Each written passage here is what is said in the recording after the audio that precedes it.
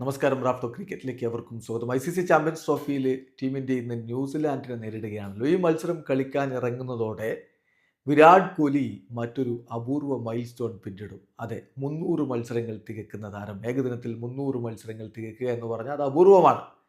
ഇതിനു മുമ്പ് കോഹ്ലിക്ക് മുമ്പ് 21 താരങ്ങളാണ് ക്രിക്കറ്റിന്റെ ചരിത്രത്തിൽ 300 ഏകദിന മത്സരങ്ങൾ കളിച്ചിട്ടുള്ളത്. ഇന്ത്യൻ ടീമിന്റെ ചരിത്രത്തിൽ ഇതിനു മുമ്പ് 6 താരങ്ങളാണ് ആ ഒരു നേട്ടത്തിലേക്ക് എത്തിയിട്ടുള്ളത്. ഏഴാമനായിട്ട് കിങ് കോഹ്ലി എത്താൻ പോകുന്നു.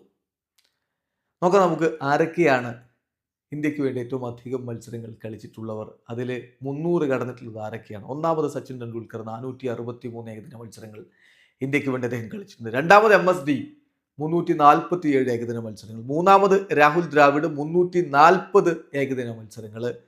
നാലാം സ്ഥാനത്ത് മുഹമ്മദ് അസറുദ്ദീൻ, അദ്ദേഹം 334 ഏകദിന മത്സരങ്ങൾ ഇന്ത്യക്ക് വേണ്ടി കളിച്ചിട്ടുണ്ട്. അഞ്ചാമത് സൗരവ് ഗാംഗുലി 308 മത്സരങ്ങൾ.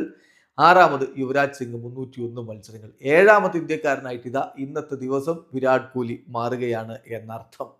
ഇപ്പോൾ 299 ഏകദിന മത്സരങ്ങൾ, അദ്ദേഹത്തിൻ്റെ പ്രകടനം നോക്കിയാൽ 287 ഇന്നിങ്സുകൾ, 45 നോട്ട് ഔട്ട്, 14,085 റൺസ് അദ്ദേഹം അടിച്ചു കൂട്ടിയിട്ടുണ്ട്. അത് ഏറ്റവും പ്രധാനപ്പെട്ട കാര്യമാണ്. അദ്ദേഹത്തിൻ്റെ ഹയസ്റ്റ് സ്കോർ 183 അദ്ദേഹത്തിൻ്റെ ഏകദിനത്തിലെ ആവറേജ് എന്ന് പറയുന്നത് 58.2 51 സെഞ്ചുറികൾ അദ്ദേഹം നേടിയിട്ടുണ്ട്. 73 അർദ്ധ സെഞ്ചുറികളുമുണ്ട്.